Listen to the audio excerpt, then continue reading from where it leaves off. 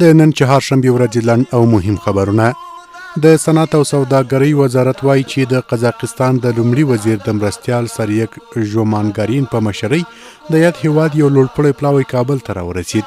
یاد وزارت زیاته کړې چې دغه پلاوی د دوه اړخیزو اړیکو پراختیا، د افغان او قزاق نندارتون کې د ګډون، د سوداګریز کنفرانس او د افغانستان، قزاقستان او ترکمنستان ترمنځ په درې اړخیزه ناسته کې د ګډون په موخه افغانستان ته راغلی. د چاپیریال ساتنې ملي ادارې مرستیال ډاکټر زین العابدین عابد کابل کې د یوې خبري ناستې پر مهال ویلي چې د اقلیمي بدلون ننګونو او خطرونو ته رسیدنه د ټولو حکومتونو ګډو اقداماتو ته اړتیا لري.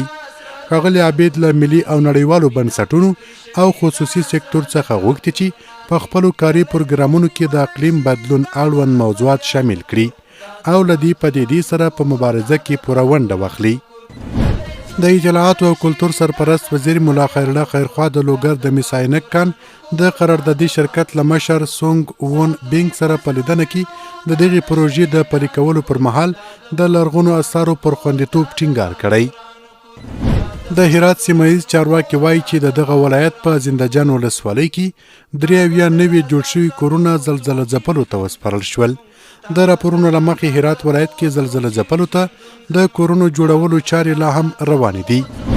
د صنعت او سوداګرۍ وزارت سرپرست وزیر نورالدین عزیزي په مشرۍ او د بهرنیو چارو، قانون او پټرولیم، کرنې او مخابراتو وزارتونو او د افغانستان بانک او اوسپنې پټلۍ ملي ادارې د استازو په ګډون بین الوزارتي ناسته کې له ترکمنستان او قزاقستان سره د راتلونکو ناستو پر اجنډا خبرې شوې. د کورنیو چارو وزارت وایي چې د پکتیا د پاسپورت مدیریت په تیر 1402 لمریز کال کې 26,000 او 301 نوي پاسپورټونه ویشلي دي. د یاد وزارت په وینا دغه مدیریت د ویشل شویو پاسپورټونو له درکه 145 میلیونه او 582,000 افغاني عواید راټول او د دولت خزانې ته سپارلي دي. د بهرنیو چارو وزارت سرپرست مولوي امیر خان متقي نن د مالیزیا د لومړي وزیر د دفتر له سلاکار، د افغانستان لپاره د مالیزیا د ځانګړي استازي او د هغه هیواد د بهرنیو چارو، دفاع او کورنیو چارو وزارتونو د استازو له راغلي پلاوي سره کتلي دي.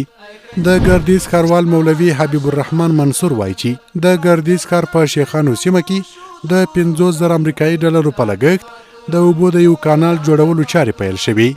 او وروستی خبر د افغان ګاما شرکت اجرایوي مدیر امیر حمزه وایي چې په نږدې راتلونکي کې به د هرات او خواف د اوسپنې پټلۍ د 4مې برخې چارې پیل شي. دغه برخه چې 39 کیلومتره اوږدوالی لري د 53 میلیونه ډالرو په لګښت به د 2.5 کلونو په موده کې جوړه او ګټې اخیستنې ته وسپارل شي.